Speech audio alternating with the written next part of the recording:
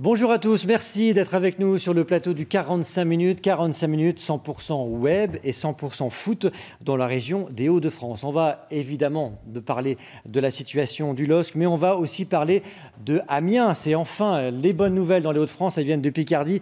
Et on va être avec Régis Gürtner qui nous attend en duplex de nos studios à France 3 Picardie Amiens. Bonjour Régis. Bonjour. Merci d'être avec nous. Il y a beaucoup de sourires du côté de la Picardie. Comment on se sent là après cette victoire à Strasbourg qui est, on va dire, synonyme quasiment de maintien en Ligue 1? Ouais, forcément, on se sent mieux et on se sent bien. Et voilà, la victoire de samedi nous fait beaucoup de bien, que ce soit au classement, puisqu'on a maintenant 11 points d'avance sur 3, qui est le premier barragiste. Donc voilà, mathématiquement, c'est pas encore acquis, mais voilà, il nous reste un petit point à prendre pour vraiment assurer le maintien mathématiquement. Merci Régis, reste avec nous surtout. Manu Magdelaine, rédacteur en chef France 3 Nord-Pas-de-Calais est avec nous. Bonsoir. Manu, c'est Monsieur Stat. Combien de chances pour le LOSC de se maintenir en Ligue 1 en Ligue 2? Ça, c'est pas un beau chiffre. Là, on en est à 84% de finir dans les 3 derniers. Donc, c'est pas de descendre, mais c'est de finir 18, 19 ou 20. Hervé Veug, journaliste à RTL, consultant pour le 45 minutes. Salut Hervé, tu y étais à Amiens. Tu étais également à Reims, tu fais que les équipes qui gagnent, quoi. Je fais que les équipes qui gagnent, effectivement. Peut-être que dans la continuité, samedi, pour Lille-Metz, je continuerai à faire les équipes qui gagnent. C'est ce qu'on peut souhaiter, sinon c'est le cataclysme économique qui attend le club. C'est ce qu'on va en parler. Michel Castelin est avec nous, pigiste Bonsoir. À la Voix des Sports. Il connaît bien le LOSC depuis 30 ans. C'est dur là, quand on aime le LOSC en ce moment, Michel. C'est plus que dur, c'est très difficile. En tout cas, les sourires sont du côté, je le disais, de la Picardie. Régis, on va regarder ce classement de la Ligue 1. 40 points à 11 points du premier relégable 3.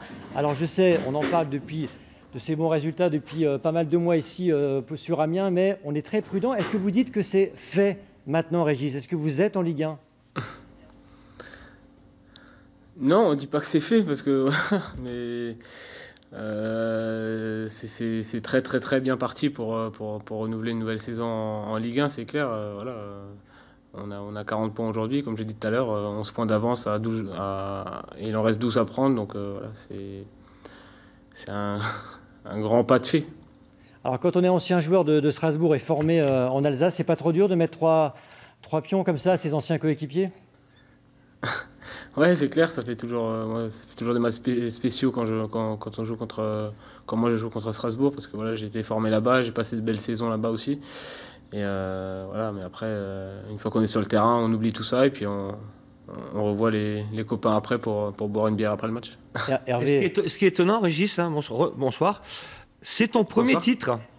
Ton premier titre, c'était l'année passée, titre de champion de France de Ligue 2, parce que tu as eu un parcours un peu particulier quand même, hein. On peut le rappeler avec Strasbourg, Boulogne, Luznac, cette fameuse affaire Luznac, Le Havre et Amiens. Ça ne s'est pas toujours très bien passé pour toi. Et là, le titre l'année passée, le maintien cette année en Ligue 1. Waouh, 2 années super, non?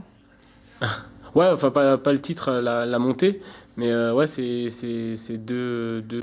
même trois très belles années pour l'instant que je passe ici à Amiens, parce qu'avec la montée de National en Ligue 2 aussi, c'était une superbe année. Donc voilà, ça fait maintenant 3 saisons ici qu'on a de très bons résultats, et voilà, c'est jamais par hasard qu'on a ces résultats-là. Ouais, c'est par le travail, et par le travail aussi de tout un club et un staff et des dirigeants qui sont compétents et qui veulent aussi voilà, stabiliser le club et aider ce club-là à grandir et à se structurer. Oui, effectivement, petite lapsus de ma part, vous n'avez pas été titré, vous avez fini 3e à la 94e minute au stade. Les Lensois s'en souviennent. Alors, une question pour Régis. Une question, c'est, je me souviens, enfin on parle de vous ici sur ce plateau toutes les semaines. En début de saison, on était épaté par votre début de saison. Vous avez pris plus de points que prévu ou qu'on aurait pu le penser. Et moi, je faisais partie des gens qui, connaissant un peu le foot, disaient, voilà, souvent, les équipes qui viennent de Ligue 2, qui démarrent bien, elles ont du mal sur la durée. Et moi, ce qui m'épate, c'est vraiment votre fin de saison qui est vraiment excellente, parce que vous avez réussi à prendre les points là où il fallait, sur les matchs qui étaient cochés comme étant les matchs prenables. Et ça, c'est assez rare quand même quand on regarde pour un promu, quoi. Voilà. Comment vous expliquez ça, Régis? Bah, c'est clair, sur l'ensemble de la saison, on a eu des passages et des moments compliqués où on gagnait pas trop de matchs, ou voilà, des séries négatives, et on a à chaque fois su voilà, rebondir et sortir la tête de l'eau après une série de défaites ou après une série plutôt négative. Et c'est vrai que sur les matchs importants contre les concurrents directs, on sait répondre présent, et ça fait, comme j'ai dit, maintenant ça fait 3 saisons où sur les matchs à enjeu et à pression, on répond vraiment présent, et c'est ce qui fait notre force. Et je pense que c'est aussi parce qu'on a des joueurs qui sont expérimentés, pardon, et qui ont tous, je crois qu'on a une des moyennes d'âge les plus élevées de Ligue 1, et c'est important d'avoir des joueurs avec de l'expérience et avec une certaine maturité pour affronter ces situations-là et ces matchs-là. C'est l'inverse du LOSC, là. Tout à fait. Ouais, on sait que Lille a une équipe très très jeune et qui manque. Nous, on a joué contre eux, et je pense qu'il manque clairement de cadres dans leur équipe. Eh bien justement, on va écouter, Régis, on va écouter vos coéquipiers, Christophe Pélissier, votre entraîneur, Thomas Monconduit et Harrison Manzala, juste après la victoire contre Strasbourg. On les écoute. J'ai vu 18 mecs qui se sont dépouillés, et j'ai vu une communion avec le public. Et vous savez, ça trompe pas, parce que quand le public est derrière son équipe, c'est qu'il se retrouve dans les valeurs de ce que renvoie l'équipe. Je suis fier pour la ville, je suis fier pour les gens du club. Voilà, nous, voilà, c'est bien, mais je suis encore plus content pour les gens et le club. Moi, on va savourer la suite, mais bon, on a un petit défi entre nous pour terminer le plus haut possible. Parce qu'à la fin, on a une récompense, donc voilà, on va faire ce qu'il faut. Vous en dites plus là-dessus? On n'en dit pas plus, ça c'est entre nous, ça. Non, mais c'est quoi l'objectif maintenant? Non, maintenant, on va jouer le plus de points possible, voilà. Essayer de finir le plus haut possible, parce que voilà, il y a pas mal de gens qui nous voyaient descendre depuis longtemps. Voilà, là, on a embêté beaucoup de monde, et voilà, même s'il y a des gros matchs, on va faire le mieux qu'on peut. Alors, Régis Gürtner, c'est quoi cette récompense dont on parle là? Comme il a dit, on peut pas en parler. Non, mais après, c'est. Pas le droit de le dire. Voilà, non, c'est les objectifs qu'on s'est fixés en début de saison en fonction de notre place au classement aussi. Et voilà, que ce soit pour nous ou pour le club, financièrement, ça peut être important et intéressant. Et embêter les gros, ça veut dire quoi maintenant? On a envie de plus haut encore là? Ouais, bah après, comme dit, il reste 4 matchs. Nous, on a envie de les jouer à fond, de prendre un maximum de plaisir sur ces matchs-là et de grappiller le plus de points possible. Ouais, que ce soit Monaco ou Paris qui ont les 2 prochains matchs, mais voilà, on va essayer comme dit, de rester nous-mêmes, ce qu'on sait faire depuis le début de la saison, et on va essayer de le reproduire sur ces matchs-là, et surtout ne pas reproduire ce qu'on a fait à Lyon en regardant ces équipes-là jouer, parce que sinon ça peut aller très vite aussi et nous faire mal aussi. Ouais. La différence à Lyon, c'est que vous aviez peut-être l'espoir de prendre un point pour continuer votre progression. Maintenant que vous êtes assuré d'être en première division, c'est tout bonheur. Je pense en particulier, ça sera un vendredi, vous serez à 21h au stade de la Licorne, à guichet fermé d'ores et déjà contre le Paris Saint-Germain. Bon, il n'y aura pas Neymar. Bon, tant pis, il n'y aura pas Neymar. Ou il sera peut-être en tribune pour voir ses coéquipiers. Ça, c'est quand même la cerise sur le gâteau en le jouant décontracté, complètement décomplexé. Ouais, c'est clair. Comme dit, c'est un bonheur déjà de jouer ces matchs-là, même si on était encore à la lutte avec les autres équipes pour le maintien, mais c'est vraiment un bonheur de jouer contre ces équipes-là et de jouer ces matchs-là et de prendre, comme dit, un maximum de plaisir. Et ce plaisir-là, on le prend aussi en essayant de prendre des points. Donc on va donner le maximum et pourquoi pas essayer de créer des surprises. Alors Jean-Luc, pour avoir vu tous les matchs d'Amiens cette saison, sauf le match de Coupe de la Ligue contre le PSG, je peux vous dire que les interviews que vous avez réalisées là, ou le discours que tient Régis, sont les mêmes depuis le début. C'est-à-dire ce sont des gens disponibles, qui même en cas de défaite avec une tête en dessous de tout, répondent aux questions. Alors pas tous bien sûr, mais il y en a toujours 3-4. Bon, Régis en fait partie, Thomas Monconduit en fait partie, Christophe Pélissier n'est pas avare de propos. Ce sont des gens qui savent d'où ils viennent. Et quand on sait d'où on vient, on sait où on peut aller. Et on le voit sur le terrain. Manu? Justement, je voulais saluer quand même le premier but là, de Thomas Monconduit qui était à la place de Régis Gürtner sur ce plateau il y a quelques semaines. Voilà, c'est son premier but de la saison en Ligue 1. Et quel but en plus, parce qu'on voit que je trouve que c'est un but qui m'a donné le frisson, parce que je trouve qu'il est symbolique aussi quelque part un peu du culot de ses joueurs, Thomas Monconduit. Voilà, il a connu Amiens 2 échelons plus bas et il se retrouve comme ça à avoir le culot de reprendre un ballon quasiment de volée sur un match hyper important et ça rentre. Voilà, donc c'est un beau symbole, je trouve. Et du gauche. En plus. On va voir une image qui était sur le compte Twitter du club de l'Amiens SC, la joie dans le vestiaire, Régis Gürtner. Alors évidemment, quand on voit la joie, quand on voit cette saison que vous réalisez là, Jean-Louis Crossi, journaliste à France 3 Picardie, me disait que vous étiez le chouchou de la Licorne. Alors est-ce que vous serez encore joueur d'Amiens l'année prochaine à Licorne ou ailleurs? C'est la question que beaucoup de monde me pose. Mais voilà, moi je m'attache tout d'abord, comme je l'ai dit et répété, à finir cette saison du mieux possible et être le plus performant possible jusqu'à la fin. Et ensuite, voilà, on se posera et on discutera avec les dirigeants de voir voilà, le projet futur du club aussi. Mais voilà, comme j'ai déjà dit, je suis très bien ici et il me reste quelques années de contrat. Donc voilà, on en discutera et on verra. Régis, est-ce que votre décision peut être influencée par celle de Pélissier et Lagarde? Voilà, vous avez connu en plus Christophe Pélissier à l'USNAC. Voilà, on sait que vous entendez bien avec l'entraîneur des gardiens. Est-ce que vous allez observer ce qu'ils vont faire et éventuellement faire votre choix un petit peu en fonction ou pas du tout? J'ai une bonne relation avec le coach et Olivier, mais après... Voilà, c'est des choix de carrière aussi, et des décisions personnelles qu'on doit prendre nous, voilà, individuellement, en tant que joueur et en tant qu'homme aussi, et père de famille aussi. Et donc, voilà, je pense que ça ne sera pas lié à lui, même si comme j'ai dit, je m'entends très bien avec le coach et avec Olivier. Donc, on sait quand même que ça peut être une belle opportunité après une saison pareille. Vous êtes beaucoup montré en Ligue 1 cette année.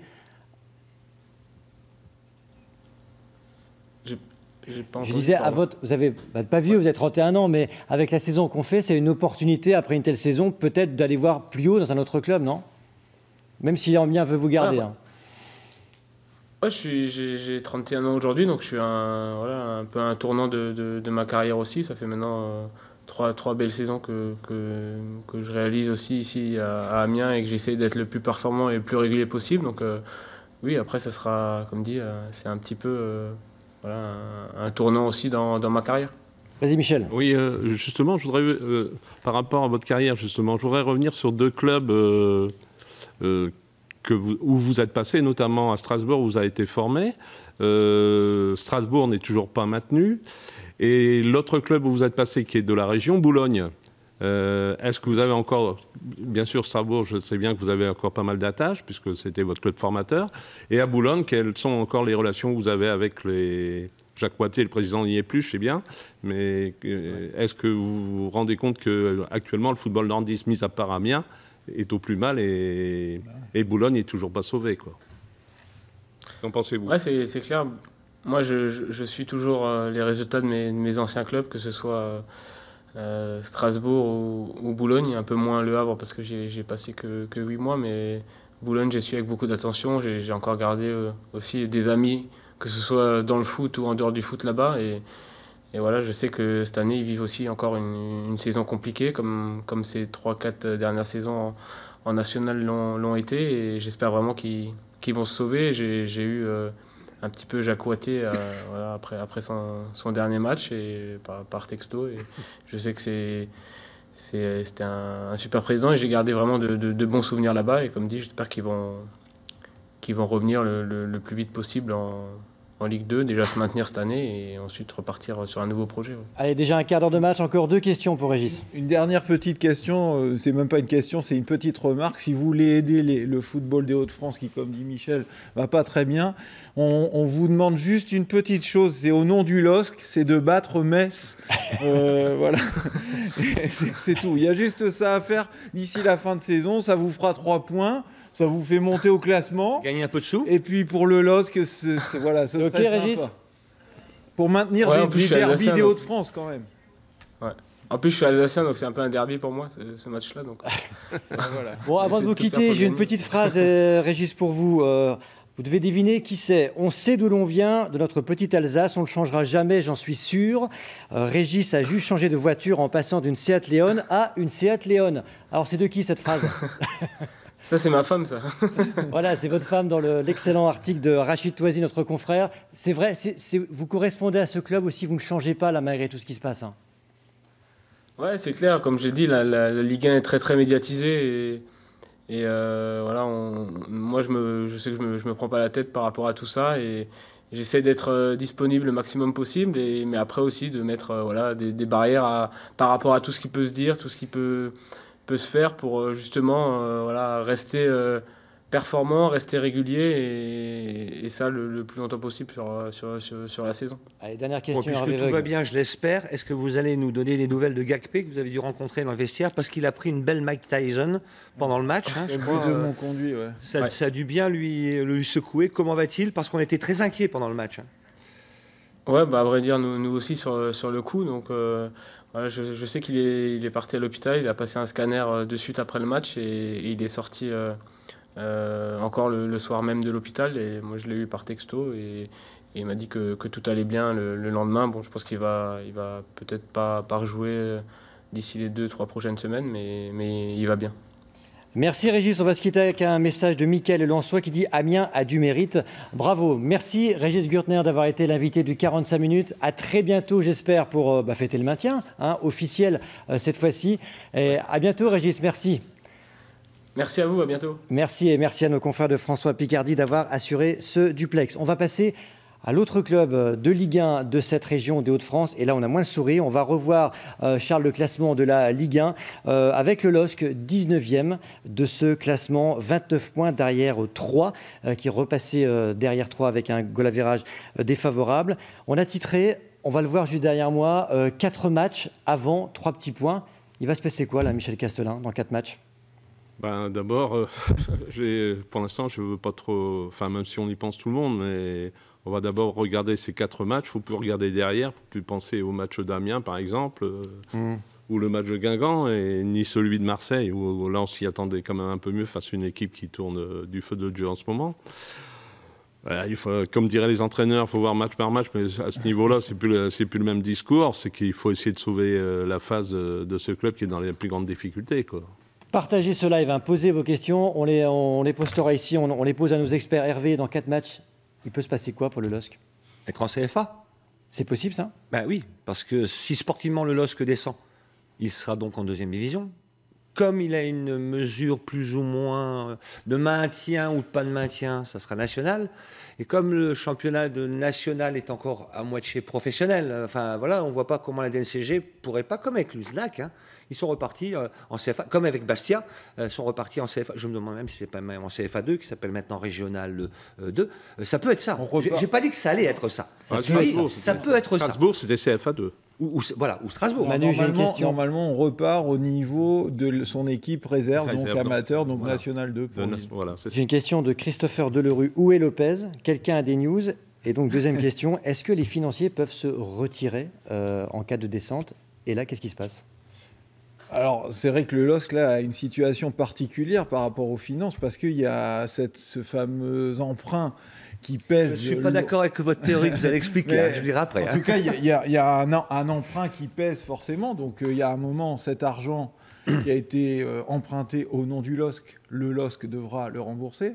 Je dis bien au nom du LOSC. Ce n'est pas Gérard Lopez qui va devoir rembourser. Il a fait cet emprunt au nom du LOSC. Bon, avec un montage financier particulier, mais en tout cas, c'est le LOSC qui devra rembourser. Comment on peut rembourser un emprunt comme celui-là? En vendant les actifs que possède l'entreprise. Le LOSC possède en gros 2 types principaux d'actifs. Ces joueurs qui peuvent être revendus. En cas de descente, on les revend forcément moins cher que si on se maintient. Et le deuxième type d'actifs est de type immobilier. On pense évidemment au centre d'entraînement de Luchin. Et voilà, ça servira, cet argent, à rembourser, pas à pouvoir aller en Ligue 2 ou avoir un budget faramineux. Non, ça servirait éventuellement. Et après, tout dépend de la décision des gens qui ont donné cet argent, enfin qui ont prêté cet argent. Parce que soit ils disent, nous, on se donne 3-4 ans pour revoir notre argent Mais voilà, avec l'incertitude au bout, ou ils disent non, bah nous, on n'y croit plus au LOSC. Le LOSC, ça ne nous rapportera plus jamais d'argent, donc on préfère prendre tout ce qu'il y a à prendre, vendre tous les joueurs, vendre Luchin, et puis ne pas récupérer peut-être totalement. On parle d'une somme autour de 100 millions d'euros. Je pense qu'avec Luchin plus tous les joueurs, on en est pas si éloigné que ça, peut-être. À voir combien on arrive à vendre. Hervé, t'es pas d'accord avec ce que dit Manu ? D'une part, je pense que c'est plus de 100 millions d'euros. Parce qu'il ne faut pas oublier d'abord le rachat qui a été fait par Lopez à Sédou.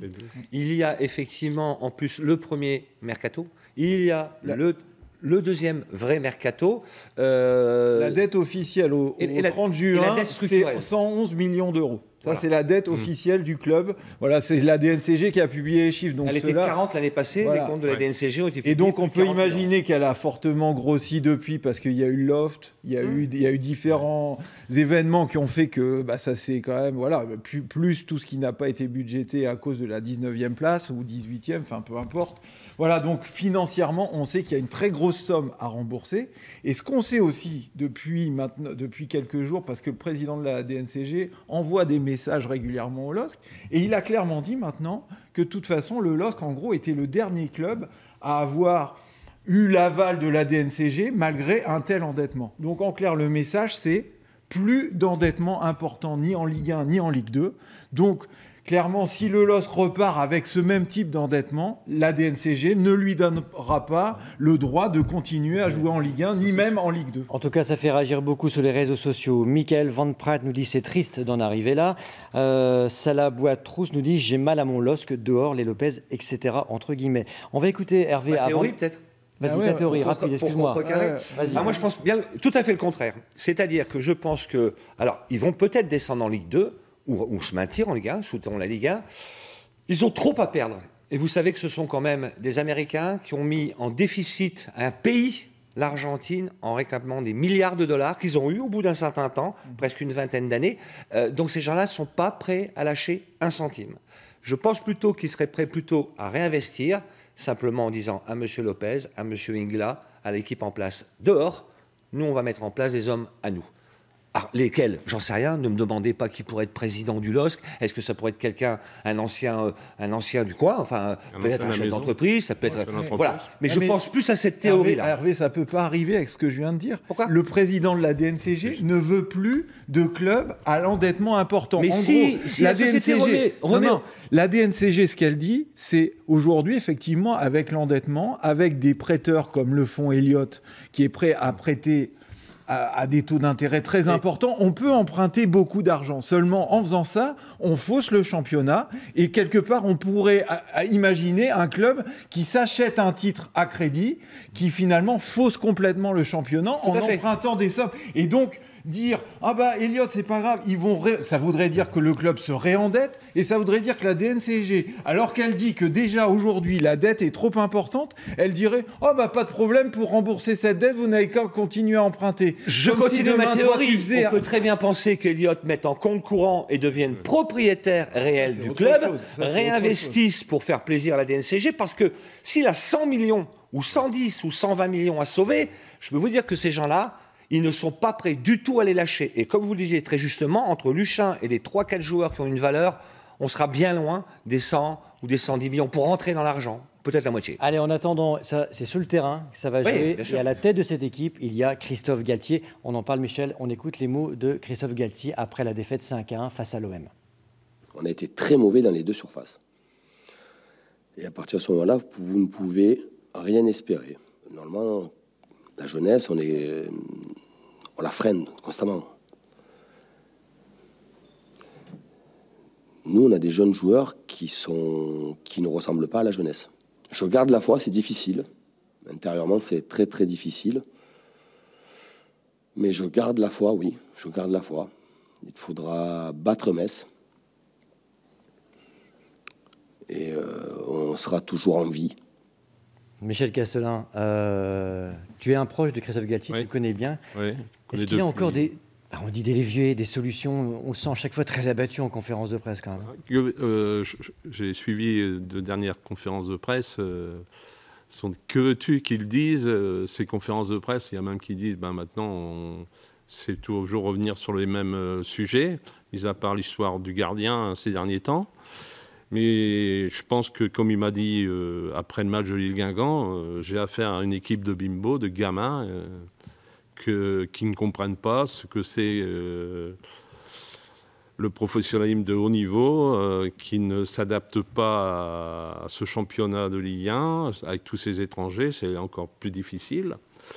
Et puis ils n'écoutent pas toujours les consignes de départ et ils les appliquent pas toujours, comme on les a vus encore dernièrement lors de Guingamp, lors de Marseille. Nos confrères de la Voix des Sports qui ce matin, on va le voir, Charles Titret, en ont-ils seulement envie de rester en Ligue 1? Seulement l'envie, ça ne vient pas forcément intrinsèquement des joueurs. C'est aussi peut-être Galtier qui a plus suffisamment envie. C'est possible, c'est une théorie. Je n'ai pas la réponse, mais ce que je veux dire, c'est qu'on peut pas. Je pense pas du tout. Oui, mais Christophe Galtier, il a pris le club à un moment. Il avait quand même regardé les matchs. Il connaissait à peu près le niveau des joueurs. Je pense qu'il a été surpris en mal. On est d'accord. Mais je pense, là, je dis quelque chose qui, je pense, est assez objectif, c'est qu'il ne peut pas s'exonérer complètement du fait qu'il a échoué quelque part jusqu'à maintenant dans sa mission qui est de donner l'envie, de mettre en place une équipe qui est solide, d'écarter un certain nombre de joueurs. Alors peut-être qu'il ne peut pas, ça j'en sais rien, mais en tout cas, il a quand même une responsabilité dans le fait que depuis qu'il est là, le LOSC ne va pas mieux que quand il n'était pas là. Il va même moins bien. On rappelle. Non, mais il faut savoir aussi que quand Bielsa avait fait ça au départ, il y avait eu des débuts qui fonctionnaient, et puis après on est vite parti dans un autre domaine, puisque Bielsa il coupait les ponts avec tout le club de A à Z, donc c'était pas vivable ça a été vivable au début, mais ça n'a pas été vivable longtemps. En plus, quand on sait qu'au départ que Bielsa et Campos c'était pas un amour fou entre les deux. Il y avait déjà des problèmes en interne. Après, il y a eu l'histoire de toute cette vague de jeunes joueurs de différents pays. Oui, mais tout ça, Michel Galtier, il le savait. Nous, on le savait, donc lui, il le savait. Non, mais lui, il le savait quand il est arrivé. Il savait que la situation était très, très difficile. Et au bout de 15 jours, il m'a dit, écoute, si on se maintient, ce sera un exploit. Mais la problématique, c'est que ces jeunes joueurs, c'est vraiment des gamins, quoi. Vraiment, c'est vraiment très, très difficile. Et aller chercher d'autres joueurs ailleurs, il faut les écarter. C'est impossible puisque l'équipe réserve, c'est encore plus jeune. Donc, le seul joueur qui aurait pu éventuellement amener un petit quelque chose de par son ancienneté et de par son expérience, c'était Vincent Niama. Malheureusement... on va en parler physiquement, il n'est pas apte à jouer en Ligue 1 de par sa blessure. Il a dit l'inverse, Galtier. Visiblement, il n'y a pas que ça. Juste pour finir, mais il n'y a pas que ça. On en parle des Niama après. On a plusieurs messages. Thomas Milo, notre collègue, nous dit Galtier n'y croit plus. Salah nous dit, Hervé, tu vas répondre à ça. Je pense que M. Galtier restera si on descend en Ligue 2. Alors, j'ai répondu à la question très clairement. Il a dit, d'abord, ça ne dépendait pas de lui. Ça dépend du président ou du futur président. Si il reste en Ligue 1, l'aventure l'intéresse. Pourquoi l'aventure l'intéresse? Tout simplement parce qu'il poussera un ouf de soulagement et il pourra choisir, si on lui donne les moyens, une équipe qui corresponde avec laquelle il a envie de jouer. Par contre, il a dit, si jamais il y avait la Ligue 2, je ne sais pas. Et il a dit, pourquoi pas? Pourquoi pas? Donc ça veut dire qu'il a un attachement, que ça l'embêterait d'être sur un échec avec le LOSC, parce que s'il descendait, ça serait aussi un échec pour lui, pour les joueurs, mais aussi pour lui. Rebondir ailleurs, bon, il aura peut-être des propositions, il y a pas mal de clubs qui vont se libérer, Nice, Toulouse... mais il a déjà dit non pour Nice. Il y en a peut-être d'autres, Pélissier d'ailleurs, on en parle beaucoup à Toulouse, puisque c'est sa région, Pélissier, l'entraîneur d'Amiens. Mais pour moi, s'il se maintient en Ligue 1, ça serait le roi du pétrole l'année prochaine, à Lille, avec le choix de son équipe qu'il aura envie de faire jouer. Alors, bien sûr, il ne faut pas qu'il demande Neymar, Mbappé et puis Pogba. Ça il ne va pas le faire, mais il le sait. Tu le vois rester à Lille, toi, quoi qu'il arrive? Moi, je ne le vois pas rester parce que je pense que sa déception, elle n'est pas que sur les joueurs. Je pense, je vois à ses réponses, j'entends à ses réponses encore dans ce dialogue là qui est paru, qui a été publié par un supporter sur. On voit bien que par rapport à Gérard Lopez, par rapport à Marc Ingla, je pense, il y a un décalage qui s'est créé. Il a déjà plus ou moins laissé entendre qu'on ne lui avait pas tout dit, qu'il était peut-être mal à l'aise avec un certain nombre de façons de faire de ces dirigeants-là. Donc, si Marc Ingla et Gérard Lopez restent à la tête du LOSC, moi, je ne vois pas comment Christophe Galtier pourrait refaire une année avec eux. Michel, avant de parler du cas Enyama, est-ce que Christophe Galtier restera au LOSC s'il reste en Ligue 1 ?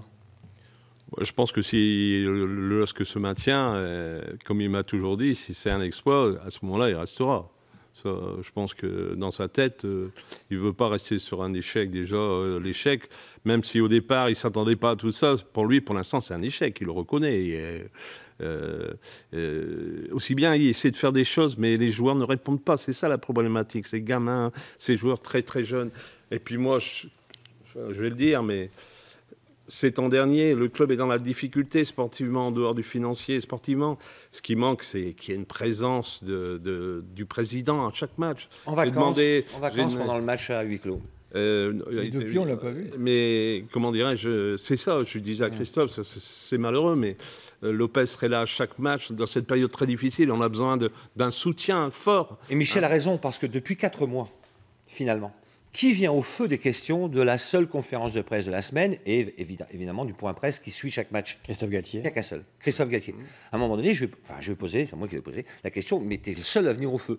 Je dis, ça ne me dérange pas, il y a certains clubs où les présidents sont hyper présents, comme il a vécu à Saint-Étienne avec Romeyer, où il venait à tous les entraînements, il discutait off avec les journalistes, on-off, on-off. Là, il me dit, on est dans une structure différente. Bah oui, mais... Est-ce que la représentativité du club aujourd'hui, c'est toi qui fais président, secrétaire général, entraîneur, directeur sportif? Campos, on l'a vu quand? Quand l'a-t-on vu? Où l'a-t-on vu? Où l'a-t-on entendu? Ingla, un peu plus. Campos, un peu plus. Campos, un peu plus, mais il n'est pas salarié déjà. Marc Ingla. Il n'est pas salarié. Il n'est pas salarié du LOSC. Marc Ingla, on l'a vu récemment répondre à une chaîne de télé, c'était pour le match contre Guingamp. En salle de presse, vous ne le voyez pas. Vous ne le voyez pas. Le seul qui est omniprésent pour sauver ce qui est sauvable en communication, il le fait très bien d'ailleurs, c'est l'entraîneur lillois. Il aime bien, hein, il n'a pas peur d'aller au front. Non. Mais en même temps, à un moment donné, il aimerait peut-être être un peu soulagé. Ces dernières conférences de presse, on lui pose toujours les mêmes questions. Qu'est-ce que vous avez, ce garçon qui vit avec les joueurs tous les jours et sans te parler, parce que là, je ne suis pas là pour salir mon club, mais parfois, il y a des joueurs, franchement, ils ont des comportements, même en dehors du terrain. D'où la réaction des DVE, qui avaient bien ciblé les joueurs. Oui, mais ils savaient, parce que tu sais très bien que tous les joueurs, tu vas en ville, tu sors en boîte, tu sais très vite que ça, tout se sait. Hein, en tout cas, sur le web, Thierry Baudry nous dit de toute façon, Lille n'a plus d'argent et via crédit, donc Galtier ne restera pas. Ça, c'est dit. Tu parlais du cas Vincent Enyama. C'est une vidéo qui fait le buzz depuis quelques jours, Manu. On va l'écouter. C'est une vidéo prise. Christophe Galtier savait qu'il était filmé, on le rappelle, par des supporters sur le cas Enyama. La question, c'est pourquoi, Christophe Galtier, vous ne prenez pas Vincent Enyama comme gardien de but? On écoute. Pourquoi Enyama Ce mec-là, il met ses couilles sur le terrain. C'est un des meilleurs gardiens de Ligue 1 depuis des années. Bon, il a fait des ouais, il n'y a rien à dire, on ne peut pas critiquer. Mais c'est le pilier. Justement, quand on n'arrête pas de répéter, il manque de l'expérience. Pourquoi on ne met pas en doute vos capacités, quoi, jamais de la vie. Mais pourquoi vous ne mettez pas pour les 4 derniers matchs? C'était clair quand je suis arrivé. On vous a dit qu'il fallait pas qu'il joue. C'est un problème Enyama club. Voilà. Alors ça veut dire quoi, Manu? Ça veut dire que on lui a ça veut dire imposé, que déjà, même si Hervé trouve qu'il est bon en communication, moi je trouve que là il a fait une grosse erreur. Parce qu'il a dit l'inverse de ce qu'il avait dit il y a 15 jours. Il y a 15 jours, il nous dit, à la même question, mais posée cette fois par un journaliste, il dit, en gros, Enyama n'a pas le niveau, il y a des choses qu'il ne peut pas faire à l'entraînement, ça fait longtemps qu'il n'a pas joué en Ligue 1, donc sportivement, je ne peux pas l'aligner, voilà. Et là, maintenant, il dit, mais non, c'est clair depuis le début, de toute façon, même s'il avait le niveau sportif, je ne peux pas l'aligner, les dirigeants ne le souhaitent pas. Donc, quand même pour lui c'est un petit peu gênant, mais honnêtement pour moi c'est annexe le fait que voilà, parce que sans doute au moment où on lui a posé la question, il s'est dit si je dis la vérité, je vais contre mon club. Non, mais je pense qu'il y a eu une réaction de Enyama après l'histoire où il voulait le mettre peut-être dans le groupe pour essayer de faire ça, et je pense que derrière Enyama et le club il y a eu un problème. Mais Christophe Galtier n'a rien à voir dans cette affaire. Je ne pense pas que ça date du début du loft. Ça ne date pas du loft parce que Enyama, n'était pas... Non, il était blessé. C'est ce qu'il dit. Ouais. C'est ce qu'il dit. Oui, aux non, mais supporters. ça peut Il dater dit d'après. c'était clair depuis le début. Non, c'était pas clair. Ah bah c'est ce qu'il dit. Alors après, non, c'était clair depuis le début. J'ai un doute. Donc là encore, il y a encore une troisième version. En fait. mais Vincent était blessé depuis très très très longtemps. Il faut le savoir. Un joueur, un gardien. Ouais, mais il joue avec la réserve. Non, il a joué un match ou deux avec la réserve. Oui. Où il s'est d'ailleurs très bien comporté. Mais comme il n'a pas joué, tu sais, entre un match de la réserve et un match de Ligue 1, avec dans des matchs. En plus, il faut savoir que c'est une période. Si c'était le début de saison, tu pourrais prendre le risque, mais là, tu ne peux plus prendre de risque. Justement, là, il a déjà pris un risque. Ça fait beaucoup réagir les internautes. Posez vos questions et dites ce que vous en pensez du cas Vincent Enyama. On avait mis une consultation sur la page Facebook de France 3 tout à l'heure. Notre petit sondage. Oui, il va sauver le LOSC, 60%. Non, c'est une mauvaise idée de titulariser Enyama. Hervé, t'en penses quoi? Alors, il y a deux réponses là-dessus. Quel que soit le pourcentage. Sportivement, est-ce qu'il peut sauver le LOSC? Est-ce que s'il est vraiment en état, il fera peut-être un arrêt de mieux? Mais comme le LOSC prend tellement de buts et qu'il faut en marquer 3 à chaque match pour gagner, je ne vois pas où Enyama va pouvoir sauver la maison LOSC. Sauf en faisant... Et avant sa blessure, il n'était pas exceptionnel. Voilà. Et la deuxième question, c'est est-ce que Enyama, plus de 30 ans dans sa tête, se retrouver dans le vestiaire de gamins de 20 ans qui ne partagent rien, qui ne partagent pas la culture, pas la langue, pas l'âge, qu'est-ce qu'il va bien pouvoir apporter? J'ai beaucoup de respect pour Vincent Enyama. On lui a remis avec la radio le trophée à 2 reprises. C'était il y a 2 ans maintenant, parce qu'il avait été un gardien grandiose. Mais j'imagine mal Enyama pouvoir faire quelque chose. C'est pas que j'ai pas confiance en lui, au contraire, il a toujours brillé. Mais qu'est-ce qu'il peut bien faire dans un vestiaire avec des gamins de 20 ans? Mickaël n'est pas d'accord avec toi. De par son expérience, Enyama peut apporter au groupe et surtout dans le repositionnement de la défense. Il est le patron de cet endroit. Admettons. Hervé, si je me fais l'avocat du diable, de toute façon, qu'est-ce que Galtier risque à le faire? Rien. Parce que voilà, il y a ça aussi, c'est que là, il a écarté Maignan pour différentes raisons. Maintenant, il se dit, il va falloir que j'écarte Kofi parce qu'il n'est pas au niveau, ou en tout cas pour l'instant, il ne l'est pas. Peut-être c'est un bon gardien, mais là, il ne le montre pas. Donc, quelque part, déjà, j'ai l'impression qu'il risque pas grand-chose à mettre Enyama. Voilà, il y a ça. Et la deuxième chose, c'est quand même important, c'est ce qu'on voit dans la question de ses supporters. Effectivement, Enyama, lui tout seul, il va pas sauver le LOSC. Mais dans la tête des supporters, il y a un symbole. C'est un peu de dire, bah voilà, on s'est planté, le LOSC c'était une erreur, le recrutement de plein de jeunes c'était une erreur, ne pas mettre des joueurs expérimentés c'était une erreur, faire table rase d'une certaine histoire du LOSC c'était une erreur. Si vous revenez sur cette décision, ça voudra dire que vous, dirigeants, vous avez une intelligence de la situation et vous acceptez de reconnaître que il y a des choses où il faut revenir en arrière. Et Enyama, c'est un peu, j'ai l'impression, pour les supporters, c'est un peu le symbole de ça. Ah, pour les supporters, voilà. Entre les supporters et le sportif et l'entraîneur qui dirige une équipe, qui est sous pression, tout ça, il y a des choix vraiment très difficiles à faire. Et de toute façon, c'est un peu très tard. C'est un peu tard. Ça fait penser à une histoire du passé. C'est exactement ce qui est arrivé. On va voir les images d'entraînement, Charles. La dernière année, avec Joël Muller d'ailleurs, où il est plus à un moment donné écarté, il ne joue plus. Il revient pour le dernier match. Mais comment dirais-je, sur la fin de saison, Muller avait bien ramé avec son équipe parce que ça fait partie des gènes de ces joueurs-là. Et qu'est-ce que vous faites, vous aussi, là? On voit les joueurs à l'entraînement, là. Il reste 4 matchs. Les 2 gardiens n'ont pas fait des super matchs, c'est le moins qu'on puisse dire. Non. Tu fais quoi, toi, Michel? Tu remets Maignan dans les buts? Je pense qu'il va remettre Maignan dans les buts. Aussi bien le 3e, il n'est pas bon. Alors, je peux te le dire, je l'ai vu jouer à Croix. Yakubèche. Il n'y a pas été bon du tout, d'ailleurs. Alors, son choix est vite fait. C'est qu'il... Comme Kofi prend 2 buts parce qu'il ne fait pas son premier poteau, il a un mauvais placement. Je pense qu'il va remettre Maignan. Vous vous rendez compte que vous avez fabriqué une équipe cette année où vous n'avez pas d'avant-centre ou un attaquant qui peut vous marquer 10, 11 buts. Quand on voit Nolan Roux qui en est à 13 aujourd'hui, vous n'avez pas de gardien. Enfin, vous n'avez pas de gardien. Vous n'avez pas un gardien de grande qualité. Mike Maignan, il ne fait pas non plus une saison catastrophique. Il y a l'image de l'équipe. Alors il s'est écroulé sur les derniers mois, mais avant, il a quand même aussi, de temps en temps, sauvé la mise. Et ce que je trouve quand même, pour revenir sur cette vidéo, parce que je trouve qu'elle a plein de petits enseignements. Si c'est vrai que les dirigeants du LOSC empêchent Christophe Galtier, d'une certaine manière, de faire des choix sportifs forts. Y compris, c'est ce qu'il dit, Christophe Galtier. Moi, je veux bien qu'on ne pense pas, mais pourquoi il sort ça maintenant? Pourquoi il dit l'inverse d'il y a 15 jours? Moi, je pense qu'il dit aussi à Gérard Lopez, écoutez, il n'y a pas que moi qui suis responsable à un moment.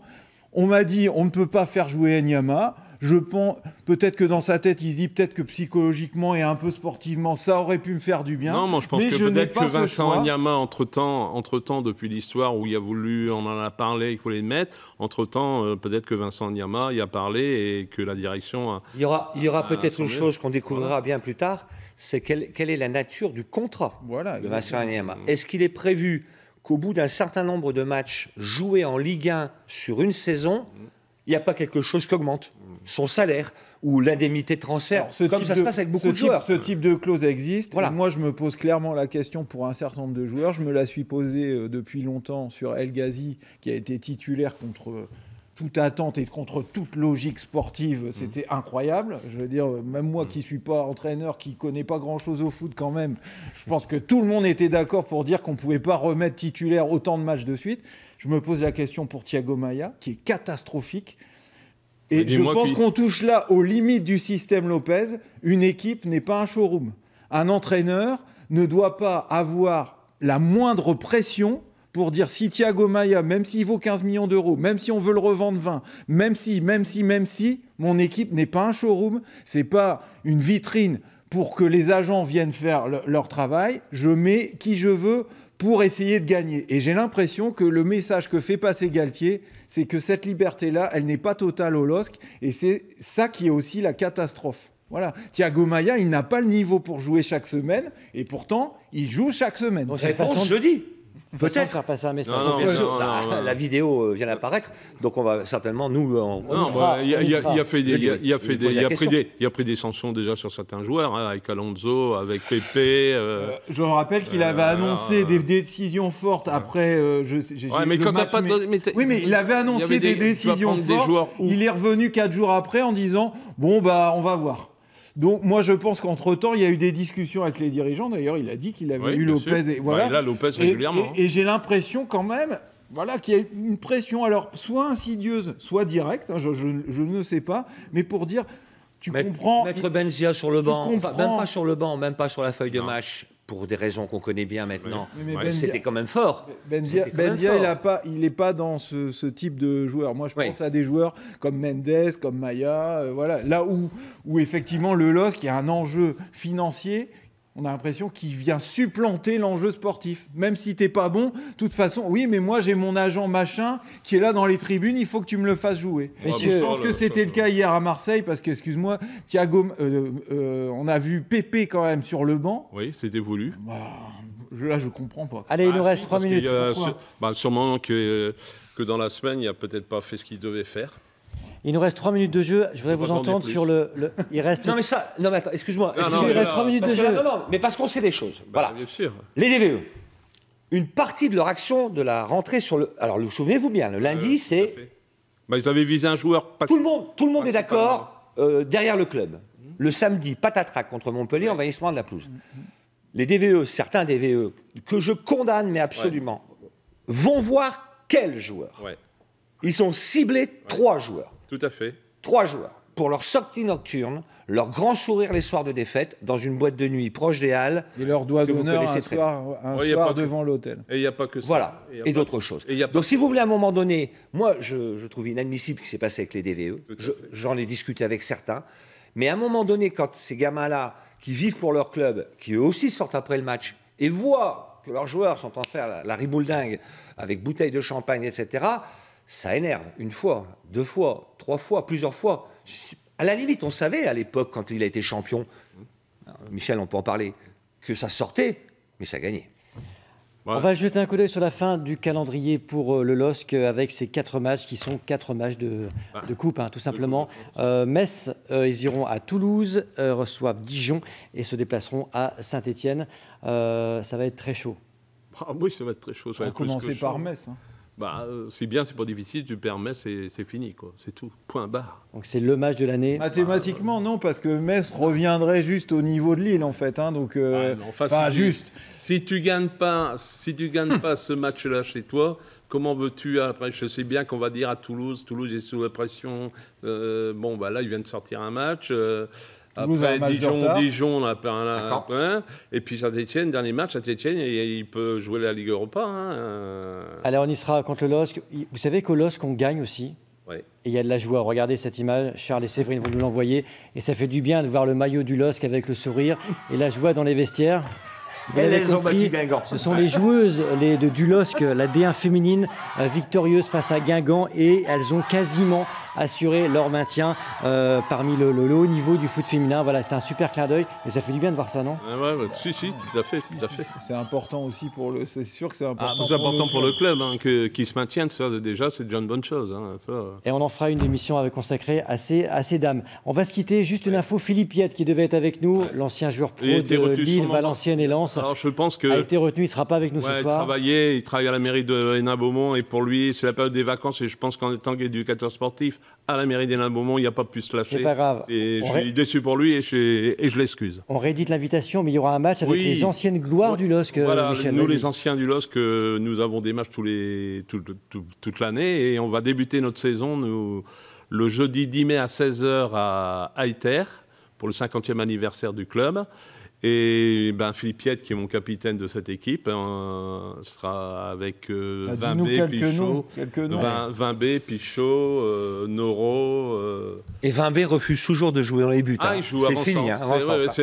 C'est presque mon meilleur buteur. Ouais. Bon, merci. Et on espère qu'il y aura Franck Beria et d'autres. Merci Michel. Donc c'est le 10 mai à 16h à Ayter. À 16h à Ayter. Venez nombreux. Merci Hervé, à bientôt sur le plateau de 45 minutes. Salut Manu, bonne soirée. Merci à vous, à ciao. Salut.